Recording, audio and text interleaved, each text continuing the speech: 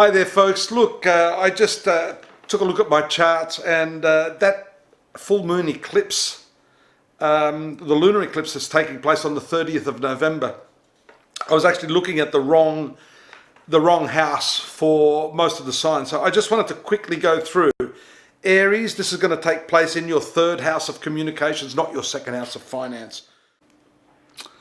Welcome there Aries, it's Dadhichi here and it's November 2020. And as you saw, I hope, from the introduction this month, it's pretty important that we look at the retrograde positions of Mercury and Mars this month. It's important for you particularly because Mars is your ruling planet, rules the sun sign of Aries, and it is indeed going to be retrograde till the middle of the month, till the 14th. And Mercury, which is the ruler of your third sector and your sixth sector, having to do with your communication, your work, and also to a large extent, your health, has a lot to say about what is sliding sideways for you this month. I've got to tell you, it's been sliding sideways for a lot of people. So, as you can see, this month I've dispensed with the on-screen horoscope. I just wanted to talk to you intimately about this interesting phenomena. If we look at the Vedic combination, we see that both of these planets are in each other's stars right now.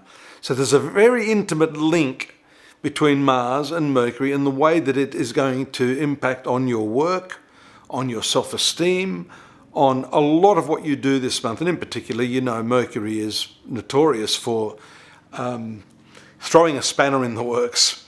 So on the 4th, Mercury indeed goes direct, and that's good news. We see also that Neptune goes direct later in the month on the 29th, and Neptune's the 12th house. 12th house is your expenses.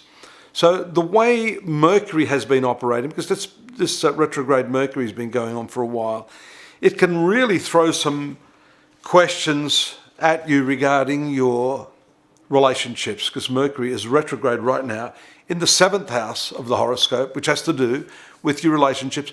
And just recently, Venus, the planet ruling your relationships, has moved into that sector as well. I might have mentioned that late last month, that Venus was there. So a lot of love, a lot of expectation, but with the Mercury retrograde, your communication style has to be a little more, sensitive to the needs of the other person. And that's also because Mercury moved past the opposition of Mars. So for some of you at least, there might have been some pretty intense discussions, some disappointments over some expectations that you've had with your partner. And we see that will indeed continue, not just till the 4th, because even when the planet goes direct, there's a bit of lag time there before the planet actually moves past the point that it went retrograde. So the advice for you guys is to simply zip it. Just listen more than you talk, and don't expect what you have to say to be received in exactly the way that you want it to be, because Mercury is notorious for miscommunications, misunderstandings, messages getting lost, the translation doesn't quite fit the anticipated result. Mars, on the other hand, which is your ruler, is transiting through your sun sign right now, and that cautions you to be careful with your health, with overexertion, with pushing yourself too hard, expecting too much of yourself, because that's also where we can often become a little disappointed in the outcome. We have high expectations for ourselves. We push ourselves to a standard, especially if that's someone else's standard. That's the big mistake. So establishing your own standards this month, I think, is very, very important. And I'd say by around the 15th to the 20th, when your ruling planet moves forward, you are likely to see a great deal more confidence in what you're doing, probably second-guessing yourself over a lot of stuff, while this ruling planet is doing its reverse motion. Around the 10th, the position of the moon moves into the opposition to the placement of that retrograde Mars. So that's when all of these factors converge on the relationship side of things, the communication, that expectation that I'm talking about. And so you've got to be particularly careful around that time. And then we see the new moon taking place 2, 4, 6, 8, 10, 12. I really should have there is the moon. Well, the 30th is actually an eclipse, and that's going to take place in the sign of Gemini, the third house. You're going to get a preview of that around the new moon. This is around the middle of the month. And that's also going to bring into question this communication factor that I'm talking about.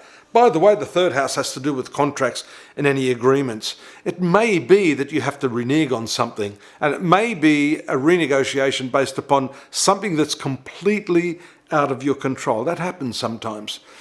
This week we went through a typhoon. I had a whole lot of readings booked. I promised people I'd be there. And of course, how can I be there if the power's out? Internet's down. So there are extenuating circumstances sometimes, and that makes life difficult. Couple more points I want to make here just before I finish up this very brief but hopefully pertinent reading for you, Aries.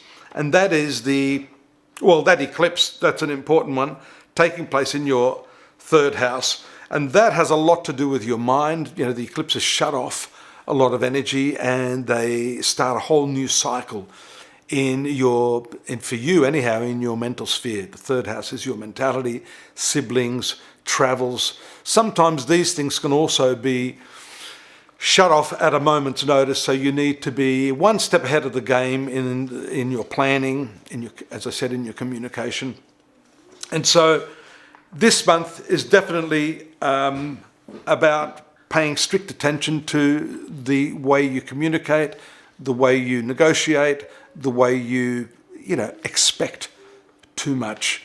And so therefore you have to make your expectations real, and don't push yourself too hard. Don't set yourself the impossible task. Otherwise you're setting yourself up for a fall.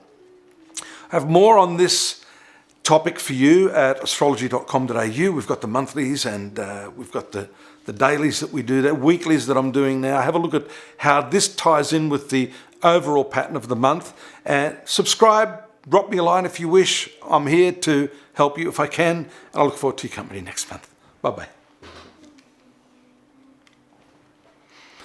Can never turn this thing off. It's supposed to be remote, but I'll have to resort to the manual way. Thanks. See you soon.